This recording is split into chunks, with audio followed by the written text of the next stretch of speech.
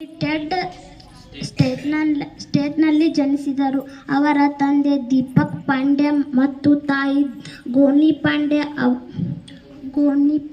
ಅವರು ಪತಿ ಮೂಲಕ ಜೈ ವಿಲಿಯಮ್ಸ್ ಫೆಡರಲ್ ಪೊಲೀಸ್ ಅಧಿಕಾರಿಯಾಗಿದ್ದರು. ಸುನೀತಾ ವಿಲಿಯಮ್ಸ್ ಯುಎಸ್ ನೌಕಾಪಡೆಗೆ ಸೇರುವ ಮೂಲಕ ಅವರು ನೃತ್ಯ ಜೀವನವನ್ನು ಪ್ರಾರಂಭಿಸಿದರು. ಅವರು ಜೂನ್ 1998ರಲ್ಲಿ ನಾಸಾಗೆ ಸೇರಿದರು. ಅವರು ಅತಿ ಹೆಚ್ಚು ದಿನ ಬಾಹ್ಯಾಕಾಶ ನೌಕೆಯಲ್ಲಿ ಕಾಲ ಕಳೆದ ಮಹಿಳೆ ಎಂಬ ದಾಖಲೆಯನ್ನು ಹೊಂದಿದ್ದಾರೆ. ಅವರು 25 ಜೂನ್ 2008ರಂದು ಪದ್ಮಭೂಷಣ ಪಡೆದರು. ಅವರು ಜಗತ್ತಿನಾದ್ಯಂತ ಭಾರತವನ್ನು ಹೆಮ್ಮೆ ಪಡುವಂತೆ ಮಾಡಿದರು. ಪ್ರಾರಂಭದಲ್ಲಿ ನಾವಿಕ ವೃತ್ತಿಯ ಅಧಿಕಾರಿಯಾಗಿಯೂ ಪರೀಕ್ಷಾ ಪೈಲಟ್ ಆಗಿಯೂ ಕಾರ್ಯನಿರ್ವಹಿಸಿ 2006ರಲ್ಲಿ ಇವರು ಸ್ಪೇಸ್ ಶಟಲ್ ಡಿಸ್ಕವರಿ ಮೂಲಕ ನಾಸಾದಲ್ಲಿ ತಮ್ಮ ಮೊದಲ ಮಿಷನ್ನಿಗೆ ಹಾರಿದರು.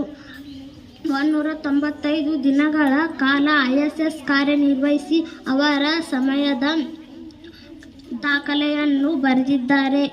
ಇವರು ಅಂತರಿಕ್ಷದಲ್ಲಿ 7 ಸ್ಪೇಸ್ ವಾಕ್ಗಳನ್ನು ಮಾಡಿದ್ದಾರೆ. ಇದು ಮಹಿಳೆ ಒಬ್ಬರಿಂದ ಮಾಡಿದ ಹೆಚ್ಚಿನ ರೆಕಾರ್ಡ್ ಆಗಿದೆ. ಮಹಿಳೆ ಅವಳ ಸಾಧನೆಗಳ ಮಹಿಳೆಯರಿಗೆ ಪ್ರೇರಣೆ ನೀಡುವಂತಿವೆ. ಇಂದಿನ ಸಚೇತನವನ್ನು ನಡೆಸಿಕೊಟ್ಟಿರುವಂಥ 4ನೇ ತರಗತಿಯ ವಿದ್ಯಾರ್ಥಿಗಳಿಗೆ ಧನ್ಯವಾದಗಳು. ಬಾಹ್ಯಾಕಾಶದ ನಕ್ಷತ್ರವೆಂದೇ ಹೆಸರುವಾಸಿಯಾಗಿರುವಂತಹ ಸುನೀತಾ ವಿಲಿಯಮ್ಸ್ ಮಹಿಳೆ ಅಮೆರಿಕದಲ್ಲಿ ನೆಲೆಸಿ ನಾಸಾದ ಮೂಲಕ ಗಗನಯಾನವನ್ನು ಮಾಡಿ ಇಡೀ ಜಗತ್ತಿನಲ್ಲೇ ಅತಿ ಹೆಚ್ಚು ಕಾಲ ಬಾಹ್ಯಾಕಾಶ ನಡಿಗೆ ಮಾಡಿರುವಂತಹ ಧೀರ ಮಹಿಳೆ ಯಾರಪ್ಪ ಅಂದರೆ ಸುನೀತಾ ವಿಲಿಯಮ್ಸು.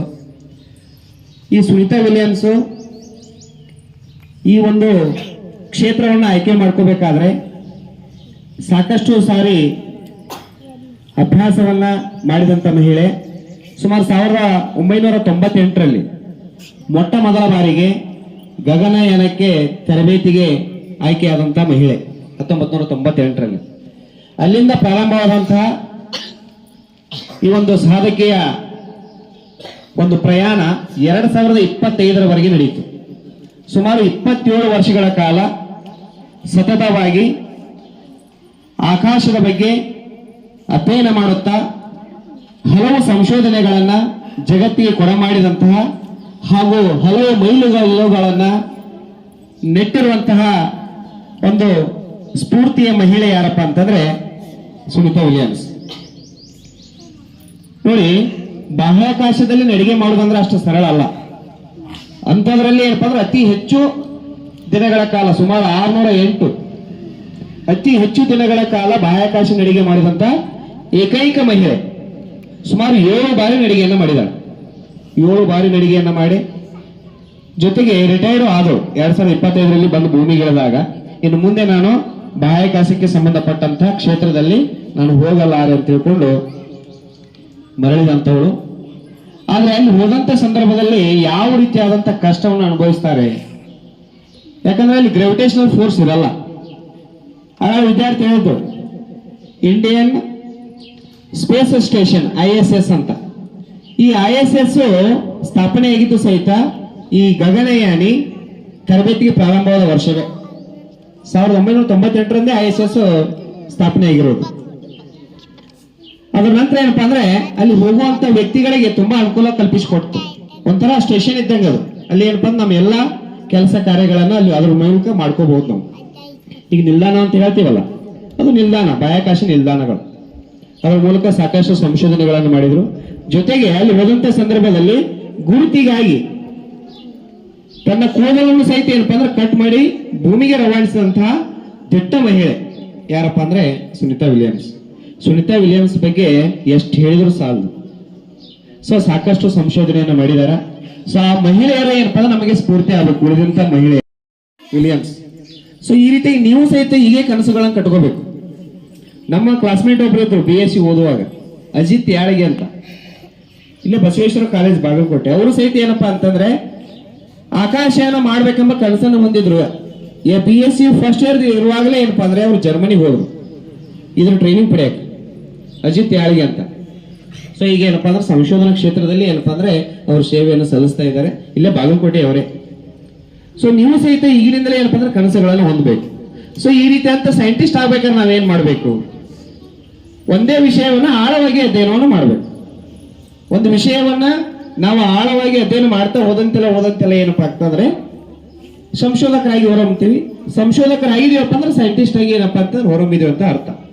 ಅದಕ್ಕೋಸ್ಕರ ಇದೇ ಕೋರ್ಸ್ ಓದ್ಬೇಕಂತ ಏನಿಲ್ಲ. ನಾವ್ ಯಾವ ಕೋರ್ಸ್ ಓದಿದ್ರೆ ಸೈಂಟಿಸ್ಟ್ ಹಾಕಿವಿ ಇದೇ ಅಂತಿಲ್ಲ, ಮೂಲ ವಿಜ್ಞಾನವನ್ನು ಓದ್ಬೇಕು. ಮೂಲ ವಿಜ್ಞಾನ ಅಂದ್ರೆ ಈಗ ನೋಡ್ರಿ ಎಲ್ಲರ ಆಸೆ ಏನಪ್ಪ ಅಂದ್ರೆ BSc ಬಿಟ್ಟು ಇಂಜಿನಿಯರಿಂಗು ಡಾಕ್ಟರ್ಸ್ ಅನ್ನೋ ಆಸೆಗಳು ಬಹಳ ಅದಾವ. ಅವ್ನು ಬಿಡ್ಬೇಕು. ವಿಜ್ಞಾನಿ ಆಗ್ಬೇಕಂತಂದ್ರೆ ಮೂಲ ವಿಜ್ಞಾನವನ್ನ ಓದಿ BSc ಮಾಡಿ MSc ಮಾಡಿ ಅದರ ಕ್ಷೇತ್ರದಲ್ಲಿ ಏನಪ್ಪಾ ಅಂದ್ರೆ ಸಾಧನೆ ಮಾಡಿದ್ರೆ ನಿಮ್ಮನ್ನು ವಿಜ್ಞಾನಿಗಳಾಗಿ ಕರೀತಾರೆ. ನಮ್ಮ ಭಾರತ ದೇಶದಲ್ಲಿ ಇಸ್ರೋ ಇದೆ, ಅದು ಅಮೆರಿಕದ್ದು ನಾಸಾದಲ್ಲಿ ಏನಪ್ಪಾ ಅಂದ್ರೆ ಸೇವೆಯನ್ನು ಸಲ್ಲಿಸಿದಂತ ಮಹಿಳೆ. ಅದಕ್ಕಾಗಿ ಏನಪ್ಪಾ ಸಾಕಷ್ಟು ಪುರಸ್ಕಾರಗಳು ದೊರೆತು ನಮ್ಮ ಭಾರತ ದೇಶದವರು ಸಹಿತ ಏನಪ್ಪಾ ಅಂದ್ರೆ ಪದ್ಮಶ್ರೀ ಅವಾರ್ಡ್ ಅನ್ನು ಸಹಿತ ಏನಪ್ಪಾ ಅಂದ್ರೆ ಧೀರ ಮಹಿಳೆಗೆ ಏನಪ್ಪಾ ಅಂದ್ರೆ ಕೊಡಮಾಡಲ್ಪಟ್ರು. ಸೊ ಆ ವಿವರವನ್ನು ವಿದ್ಯಾರ್ಥಿ ಹೇಳಿದಾಳೆ. ಆ ವಿದ್ಯಾರ್ಥಿಗೆ ತುಂಬ ಧನ್ಯವಾದಗಳು. ಇಲ್ಲಿ ನೋಡಿ ಇವರೇ ಏನಪ್ಪಾ ಅಂದ್ರೆ ಸುನಿತಾ ವಿಲಿಯಮ್ಸ್. ನೋಡಿದ್ರ ಇವ್ರಂಗ ಆಗ್ಬೇಕು ಅನ್ನೋ ಆಸೆ ಇದೆಯಾ ನಿಮ್ಗೆ? ಈಗ ಕನಸುಗಳನ್ನ ಕಾಣ್ಬೇಕು. ಮತ್ತೊಮ್ಮೆ ಧನ್ಯವಾದಗಳು.